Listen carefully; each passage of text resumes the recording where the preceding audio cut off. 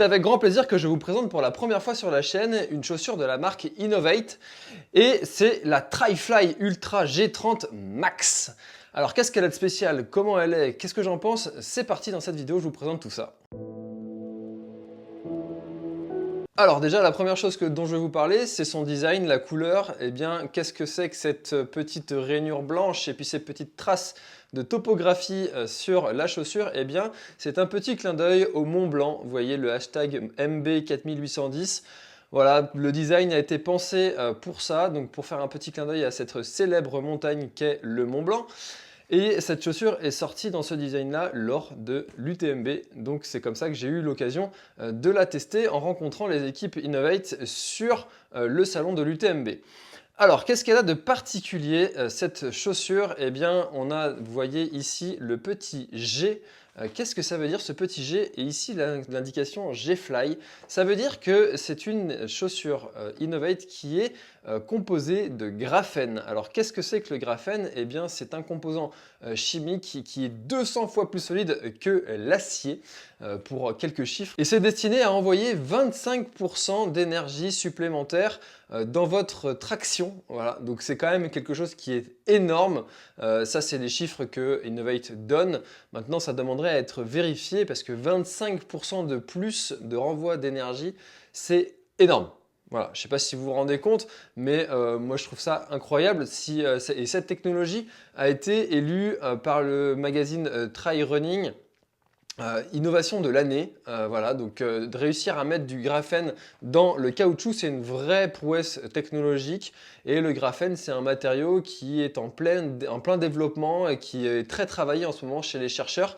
Et si c'est utilisé maintenant pour renvoyer de l'énergie et du coup peut-être remplacer les plaques carbone un jour, parce que ça va être forcément un peu plus léger, un peu plus souple aussi que le carbone, eh bien pourquoi pas. Pour une fois, on va avoir un petit peu d'innovation dans les chaussures et merci Innovate de nous proposer ça. Ça a fait avancer les choses dans le bon sens. Alors, présentation de la chaussure, on a ici en dessous une semelle qui est plutôt crantée avec une belle accroche qu'on va avoir. Et puis, par contre des crampons qui ne sont pas non plus complètement gros, donc dans la boue, ça ne va pas être très accrocheur. Mais par contre, sur les sentiers de type pierrier et même avec des pierres qui sont humides, eh bien, ça accroche très bien. J'ai été très surpris de ça. C'est la première fois que j'ai une telle accroche sur les pierres humides. Il y a vraiment une belle accroche, je trouve, sur cette semelle. Ensuite, ici, vous voyez, il y a une rainure qu'ils appellent Adapt Flex. Et l'objectif, en fait, c'est de rendre la chaussure très souple. Et donc, parce que du coup, la semelle, elle est quand même épaisse. Vous le voyez, 30 mm à l'arrière et 24 à l'avant, donc drop de 6. Rien de choquant pour l'instant, mais donc une semelle qui est vraiment très épaisse. Donc on va avoir un bel amorti, une belle durée de vie. C'est une chaussure qui est destinée à l'ultra avec son poids de 300 grammes en taille 42. Attention d'ailleurs en parlant de la taille, tant que j'y pense, c'est une chaussure qui va tailler petit, donc n'hésitez pas à prendre une demi-pointure de plus. Sur ce modèle-là, je suis en 46,5, d'habitude c'est plutôt du 46 que j'utilise, donc n'hésitez pas à prendre un petit peu plus fort.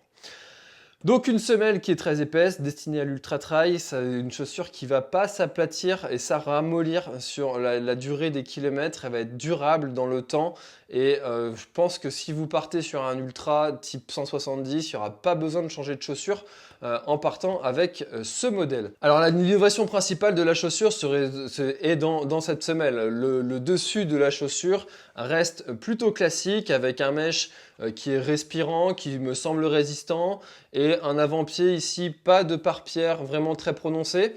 Sur le dessus, on a une tige, là, ici, la languette, qui est très fine, pas renforcée, et pourtant, elle épouse bien le pied avec un bon confort. Je trouve qu'on a vraiment une sensation de confort dans la chaussure. Les lacets classiques, pas de système de maintien des lacets sur la chaussure. Ça, c'est quelque chose que je trouve dommage. C'est un petit plus que j'aime bien, vous commencez à le savoir. Ici, une tige qui est classique, pas très haute, pas très basse, rien de particulier sur cette tige-là. Ici, l'arrière, ici, pas de renfort au niveau du maintien de l'arrière du pied, donc la cheville risque de partir un petit peu. Mais ce système de maintien-là, moi, je ne le trouve pas ultra nécessaire si on a vraiment un bon maintien du pied. Chaussures confortables, chaussures pas très lourdes par rapport à ce qu'on peut voir sur des modèles d'ultra trail. Voilà, c'est un bon modèle. Maintenant, il va falloir être disposé à mettre le prix parce qu'on est sur les alentours de 190 € pour cette chaussure. Maintenant, c'est le prix de l'innovation, c'est le prix de la technologie innovatrice. C'est le prix aussi de l'audace d'une entreprise qui se lance à utiliser des nouveaux matériaux, des nouvelles technologies, et bravo pour ça à Innovate. Donc moi, c'est une chaussure qui me plaît vraiment beaucoup, donc n'hésitez pas à tester cette chaussure si ça vous intéresse. Si vous l'avez et que vous l'avez utilisée sur des dizaines, des centaines de kilomètres, et ben, n'hésitez pas à partager aussi votre avis et vos impressions dans les commentaires. Cet espace est fou pour vous, c'est le vôtre. Et bah écoutez, moi je vous invite maintenant à enchaîner avec cette vidéo.